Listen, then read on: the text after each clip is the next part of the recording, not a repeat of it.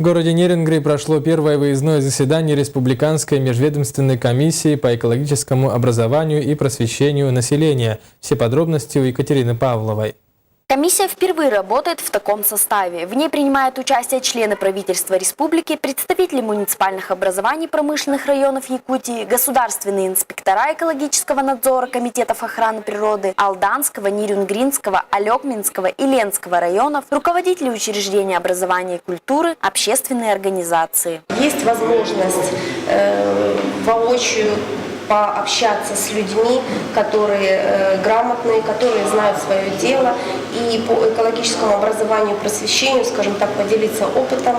В каждом районе республики есть свои собственные комиссии, координирующие работы всех ступеней образовательного уровня и культуры. Вместе на заседание специалисты собрались для выявления как положительных, так и проблемных вопросов экологии и природопользования промышленных районов нашей большой республики. Когда мы идем в социальном направлении, когда промышленность у нас развивается, третьей веткой обязательно должна быть именно экологическая культура. Программа двухдневной выездной работы оказалась весьма насыщенной. В первый день комиссия посетила объекты образования и культуры Нерюнгринского района. Студенты Южно-Якутского технологического колледжа представили выставку по экологическому просвещению, подготовили доклады о работе колледжа в этом направлении. В нашем колледже постоянно проходит экологическое просвещение. Мы проводим акции такие, как по благоустройству парка возле колледжа, благоустройство вообще нашего города. На экскурсии в Нерюнгринском музее истории освоения Южной Якутии комиссия ознакомилась с историей района и уникальными экспонатами музея. Затем в библиотеке поселка Серебряный Бор прошла экологическая игра с участием школьников и воспитанников экологического кружка. В городском центре развития творчества детей и юношества состоялось открытие сезона экологических игр. Игры прошли и в детских садах района. На второй день состоялось заседание комиссии в администрации города. Участники обсудили стратегии развития непрерывного экологического образования и просвещения районов, подвели итоги мероприятий по экологическому просвещению. Актуальных